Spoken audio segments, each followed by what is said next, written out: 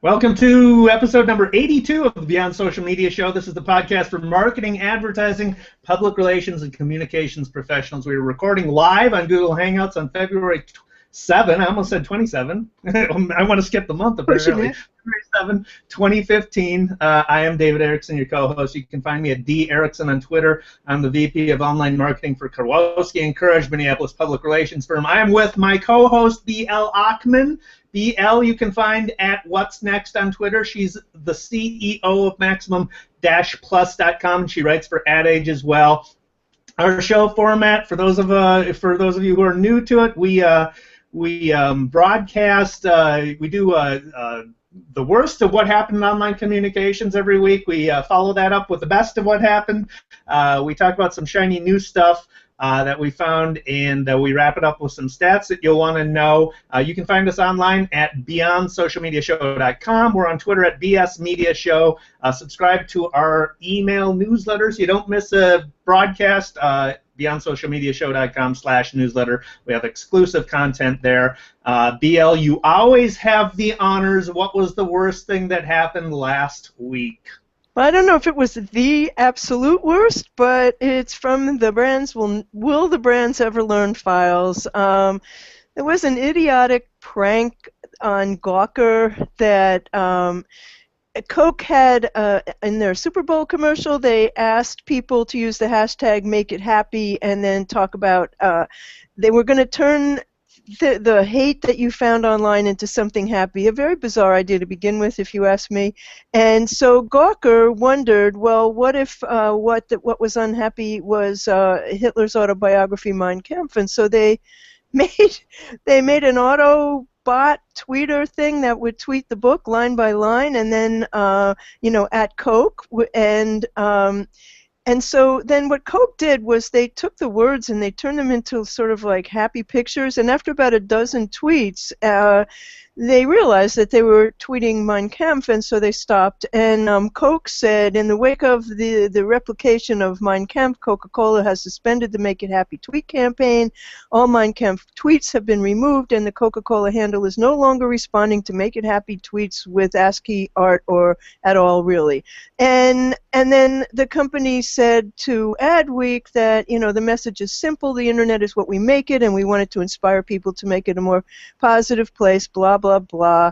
And Gawker came along and ruined it and destroyed happiness. And then one of my more, what is the right word, skeptical friends, Brian Clark, said, yeah, except he's quite sure that Coke paid Gawker to do that campaign.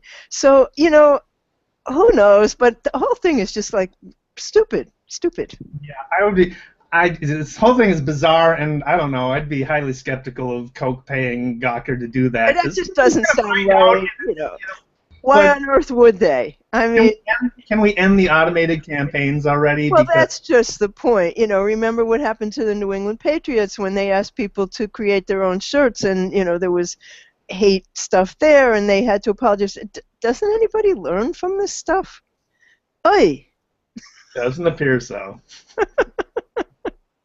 So, and the other thing, well, this is certainly not on that level, but a new report from the website security service firm Incapsula said that the majority of traffic to websites in 2014 came not from humans, but from bots that browse websites, and often for malicious reasons.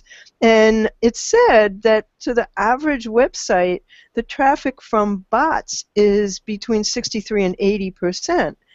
That's a little scary, and when it comes to marketing and advertising, well, that's downright horrifying. Yeah, I don't know if I buy those numbers. I think there is a lot of bot traffic, definitely, but it's a company and they that have has something to gain by exactly making you think. I really haven't seen that on the sites that I work with, so I don't know. There's a lot of stuff that you can do anything you want with statistics, as everybody knows. So one of the best books I ever read in college was How to Lie with Statistics. So there's right, that. exactly. So what have you got, Dave? So this is just a head scratcher. Brian Williams, NBC anchor, news anchor, apparently committed career suicide. if you haven't heard, he quote-unquote misremembered being in a helicopter that was hit by a grenade during the Iraq War. So of course, backlash ensued online. The hashtag Brian Williams memories trended. People were ridiculing him with claims that he blew up the Death Star, saved somebody from a polar bear, flew with Wonder Woman in her invisible helicopter. There are photoshopped images of him reporting from the moon and riding shotgun with OJ in the Ford Bronco. There's crowdsourcing of his past coverage to see if there's any exaggerations or falsehoods in his past coverage. So NBC is trying to figure out how to discipline him. I would be surprised if he returns the air. So how does someone who knows his career depends on the integrity of his own integrity make a false claim like that? I mean, it's just, and it's not like it was before the internet where nobody would find out about it. Well, did he use that word, misremembered? Yes. That was his apology, was he misremembered it. I misremembered whether or not I was getting shot at in a helicopter. That's a good one. Yeah. Yeah, career suicide is the best way to describe it. Good morning, Coach Moore. We're glad you're here. I got another oy vey one.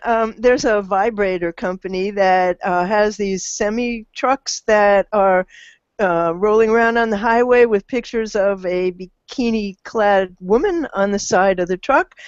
And they said, we're encouraging drivers who run across our trucks along I-95, I-85, I-75, and I-77 to send us pictures via Twitter and Facebook of the trucks to track their effectiveness and possibly win prizes.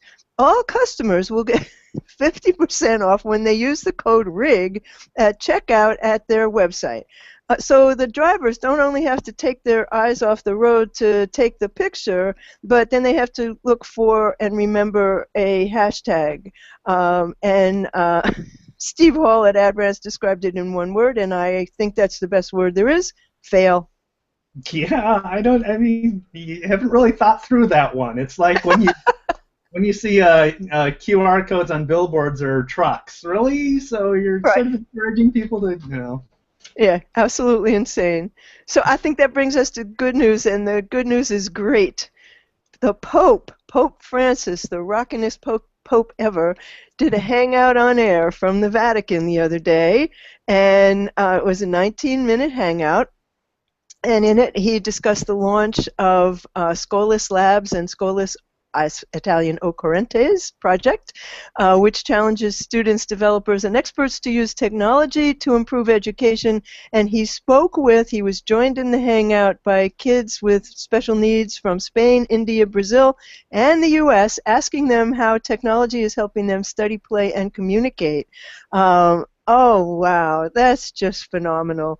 And this is in relation to the Scholus Occorentes, which is an entity that the Pope launched where technology, art, and sports are used to encourage social integration and the culture of encounter, and the goal is to make the world a more peaceful and integrated place. I love that. That's awesome. Well, you know, if the Pope, the President has done hangouts, maybe they're hitting the mainstream consciousness now with this. Oh, well, let's hope so. I mean, the technology is just so spectacular, and you know, he said he didn't know anything about the internet, and that when he saw this, it just, you know, astounded him. And I think you'll see more papal hangouts because this is a guy who loves to communicate. And a great forum and technology to do it with, especially for somebody with that reach, right? Absolutely. Oh my! I mean, he tweets, but he has stated to the media that he doesn't do his own tweets. But there he was. That was him in the hangout. So, tell us some good news, Dave.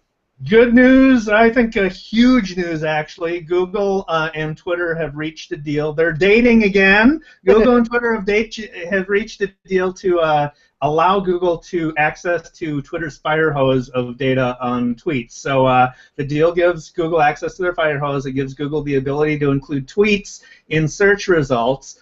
Twitter's motivation for this is they want to acquire more logged-in users. So there's a lot of people who use Twitter that aren't logged into a Twitter account. They haven't signed up for an account, so they want to acquire more users. The history of this is back in 2009. They had the same basic deal in place.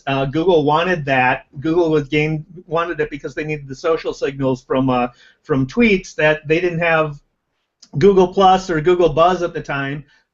Twitter decided to refuse to renew the deal in 2011, and that led to the creation of Google Buzz, which turned into Google Plus. And Google did that because they wouldn't be reliant on third-party social signals anymore. So now Google is getting the better part of this deal, I think, because they have access to all that content, but more social signals, and you'll start to see live tweets in search probably the first half of this year. So their prior implementation was totally awesome. It was so cool.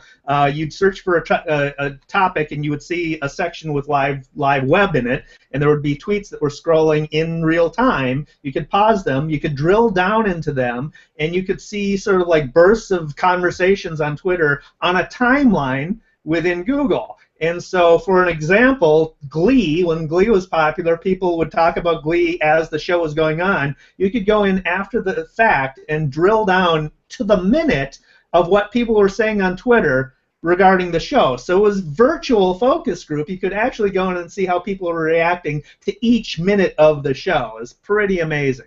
I've got an extensive blog post on this where I cover 7 considerations that communications pros need to know about this new implementation, so we'll have a link to that in the show notes. But pretty awesome. It's a must-read post that Dave has written, and a couple of weeks ago, I can't recall if we talked about this, but a couple of weeks ago, Google released some code for developers to add to websites that would bring the tweets, and I think also Facebook, no, not Facebook, LinkedIn, that would bring into your knowledge graph, which is what comes up alongside your page, particularly if you participate in Google+, when your results come up in search. So there is going to have to be something that developers are going to have to do to make this happen on websites. And it is a monumental change because it brings about, it just increases the marketing visibility for brands that bother to participate meaningfully in social media. So I'm excited. I can't wait to see this happen. Yeah. What else have you got? Well, this is strange and disturbing, but it was an effective public service campaign by Everlast, done in I think Brazil, about the harassment of women on the street. So it's called Whistling at Your Mom, and what they did was they took moms, they sort of made them over to look younger, and then they had them walk by their sons where they knew their sons would be hanging out on the street, and well, how do you explain this, but their sons didn't recognize their own mothers and they verbally harassed them, and then the mother turns around and goes, "I can't believe you did that. I'm your mother." She throws off her wig and, and just really beats him up. And, the sons are like, "Oh, no, I didn't know that. I didn't do that. It was the other guy in the car," and so on. Very weird, but, it sure did make the point. Yeah. Oh my God. Yeah, I would. That's uncomfortable to say the least, but certainly effective. Yeah. So the other thing that I found this week that I just think is absolutely hilarious, there's a YouTuber whose name is Antonio Toscano, and he is well known for, he makes trailers with Lego of popular films. So he's done one that does the 50 Shades of Grey trailer with Legos. It includes whips, chains, blindfolds, the original movie theme song. I don't know why it's not getting copyright strikes because the rest of the world does. But he even posts the Lego version side by side with the actual movie trailer so that you can see how exacting he is in his Lego view. And, of course, the video did get taken down, but because things that go online stay online, the British animation house AC Studios, who's behind the Brick Bowl, a 3-minute journey through some of the... Oh, excuse me, it was theirs that got pulled down. His is still there. But the one that got pulled down was AC Studios' Brick Bowl, which is a 3-minute journey through some of this year's Super Bowl ads. And It took them 36 hours following the final whistle to deliver the video. It got taken down from YouTube, and of course it's up there on Vimeo because what goes online stays online, and it's really worth a look. And the Lego the Lego trailer, you really have to see it to believe it. I love those things, and they're so amazingly well done. The Lego ones, like, it's And amazing. Lego's so smart. I mean, they just leave them there. You know, they don't get involved. It's there, and they know that it just promotes Legos and the things you can do with Legos. They've never, Mattel in the past has gone and sued bloggers who've put Barbies into situations like that. And somebody one time put Barbies in a blender to see if they, it just really funny stuff. And Mattel would go around suing them. They eventually learned to stop doing that. But Lego's been cool about all the all the versions that their toys have been used in, and very, very funny. Legos understands there's adult Lego fans as well. So Absolutely, absolutely. So you have another one yeah, that. this is cool. This actually happened the end of last month, and I've been holding off on it for interest of time, but I'll talk about it this week. Locally Laid is a Minnesota egg producer, and they had a complaint from a customer. Their tagline is "Get locally laid." So on their cartons of eggs that they sell, it says "Get locally laid." A customer wrote a letter complaining about the extremely offensive way they marketed themselves. They said, "I find your name on your egg carton extremely offensive, and your sexual innuendos in advertising them vulgar. Not only were they the highest price in the store, but also the worst in advertising." So how did Locally Laid respond to this? They published the letter.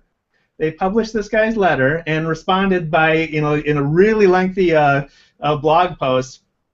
"Thanks for the handwritten letter and for standing up for what you believe. We respectfully listen to you, so please hear us out. We're the first pasture-raised egg company in the upper Midwest providing you with eggs which are laid locally."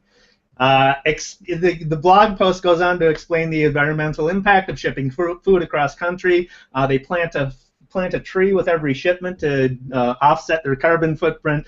Discusses the competitive egg market and their role in it as a mid-sized producer. Their hens can forage and exercise, and they say that lays healthier eggs for us to eat. They call their hens salad-eating poultry athletes. And then they close with this. So they take the opportunity of this customer complaint to explain in very good detail the whole situation they find themselves in as a business in the competitive market, what they do. They take the opportunity to tell their story that way, and they close with a letter. They say, "So to the point of your letter, I want to say you're right. Our name, Locally Laid, is totally cheeky and pushes the envelope. And I'm truly sorry if we offended you. I'd offer you one of our American-made local chicks or better T-shirts, but I don't think you'd wear it. Now I gotta ask, would you have learned all of this if we were named Admonson Farms, signed Lucy B. Admonson, marketing chick?" It is a fantastic example of how to respond, how to take something that, a complaint or something, and turn it into an opportunity for you. So we'll put a link in the show notes. I thought that was terrific as well. But speaking of customer complaints, Comcast was at it again this week in a response to a customer complaint. Last week we told you that they changed somebody's name from Ricardo to asshole, and this week they changed a customer's name. They sent her a bill, and they had changed her name to Super Bitch. There's no explanation for that. There's just not. I mean, that's beyond absurd. It looks like somebody has a list of their not favorite customers and put them in the database. Wow. Well, you know what? Somebody's got to go. So that brings us to shiny new objects, right? It does. What do you got? Well, Valentine's Day is coming, and so there's a Valentine's Day gift slot machine that you can use to take random suggestions, or you can put in some parameters and it will give you some suggestions. And then there's an app called Couple, and it organizes and syncs you and your sweetie's memories so you can share photos and create personalized calendars and lists. And instead of clogging up all your single friends' feeds on social media with your, conversations with your sweetheart, you can keep them private, and you can also interact in real time with Thumbkiss, and you can draw together. And the app has now had more than 2 million downloads, and couples have sent over 1 billion messages to each other. It's available free on iOS and Android. Cool, very cool. I've got a cool one too. So Google Earth is the software that Google offers to view their mapping data and images and you can dive in 3D and fly around and stuff. They have a pro version which is now free, and it used to cost $399, but they are offering it free now. You can download it, sign in using your Gmail account, and use the license code GEP George Edward Paul free, GEP free. That's Google Earth Pro free.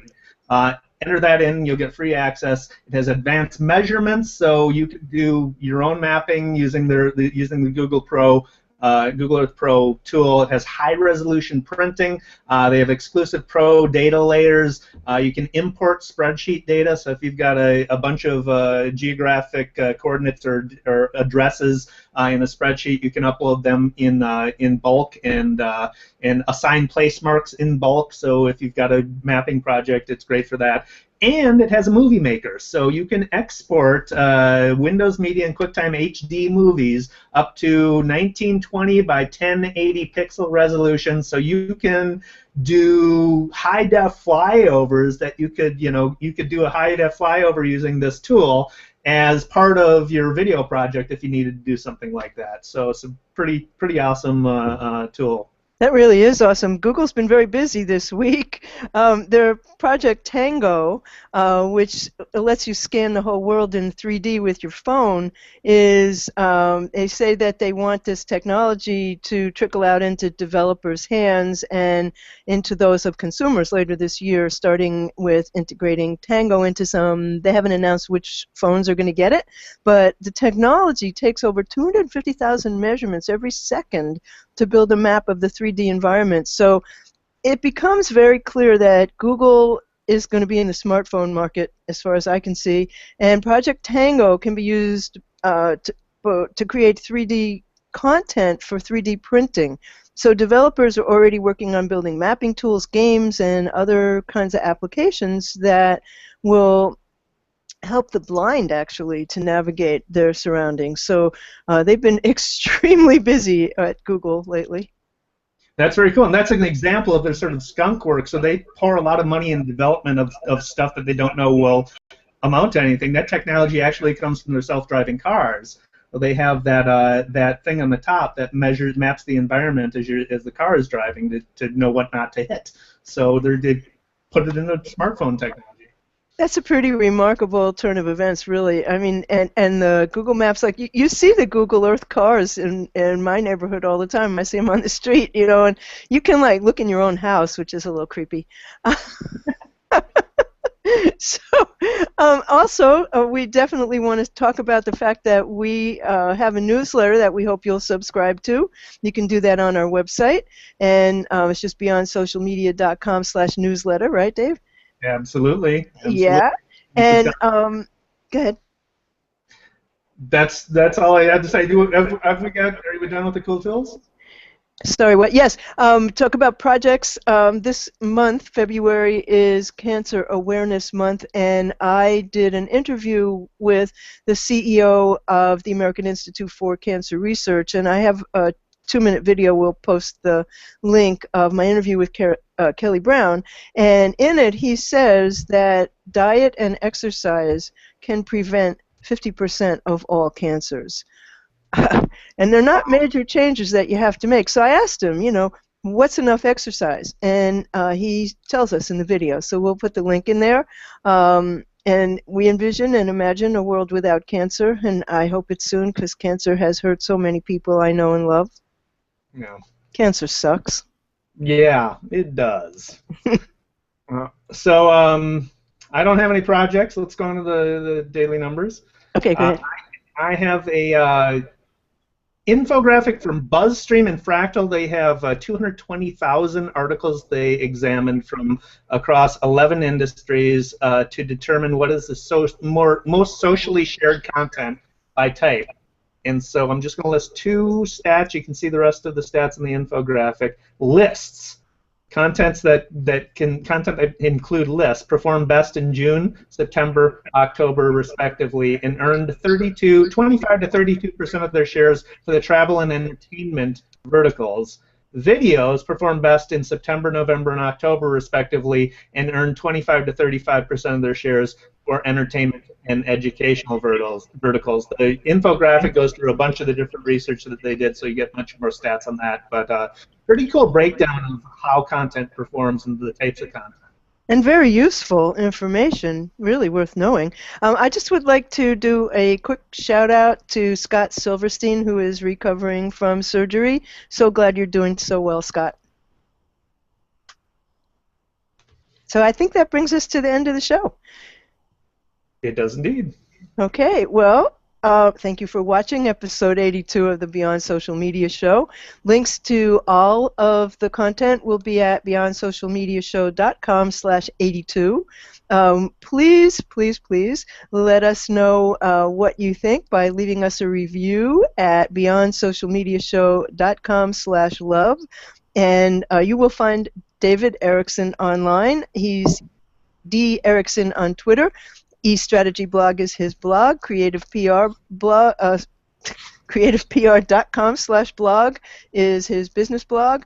I am BL Achman. I'm at What's Next on Twitter, what'snextblog.com, and maximum-plus.com. You'll find the show on the web at beyondsocialmediashow.com. On Twitter, we are at BS Media Show, and we hope you'll subscribe to our newsletter, which you will find at beyondsocialmediashow.com/newsletter. You'll find exclusive content in there that we don't get to cover on the show, and you won't miss an episode because everything will be covered in there.